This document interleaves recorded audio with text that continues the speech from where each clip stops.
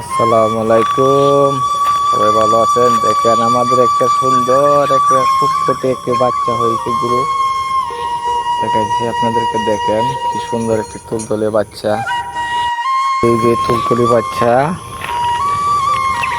কি সুন্দর একটা ফুটফুটে বাচ্চা হয়েছে। আলহামদুলিল্লাহ,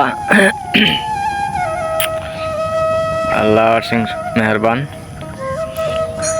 কথা হইলো, এই যে মেঘ বৃষ্টি ঝড় তুফান দেখতে হোক, এই জায়গায় আছে। আর অত সামনে বাংলাদেশে একটি বাছুর ভাইজন নতুন আসে, তখন অনেক দৌড়াদৌড়ি করে। তবে এই গাভীর বাচ্চারা এই মা যেভাবে বসে থাকে, ঠিক মার সাথে বসে থাকে, কোনো দৌড়াদৌড়ি হয়ে হাক্কা করে না। খুব একটা সুন্দর। কারণ আমাদের বাসার সামনেই গাভীটা তুলে যায়, কেউ দৌড়া লাগছে না। এই গাভীটা যখন বাচ্চারা দুনিয়াতে আসছে, সবে আল্লাহর খেলা।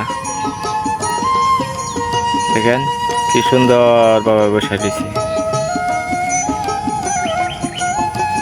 লড়তেও আছে না, কতটুকু সুন্দর।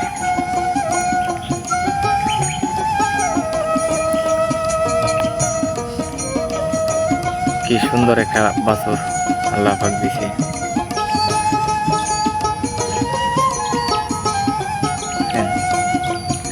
মাশাআল্লাহ, সাদাকাল্লাহুল আযীম।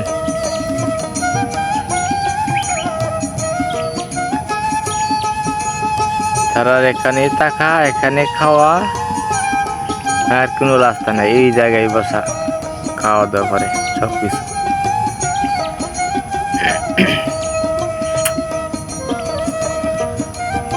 আলহামদুলিল্লাহ, সুন্দর একটি গাভীর বাছুর। এই জঙ্গলে টিকলা দিয়ে গেছে, ঘুরা ফিরা খাইতেছে।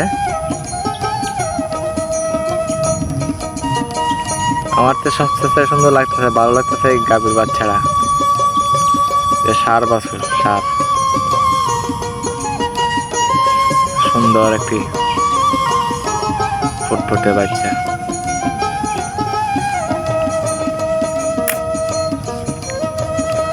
তবে আমরা বাংলাদেশে গাভী দোয়ানো হয়, দুধগুলো বিক্রি হয়। তবে ওই জায়গায় দুধ এরকম একটি দোয়াই নাই। গাভীর বাচ্চা খাইতেছে,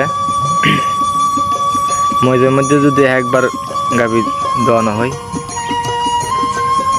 আনতেন না।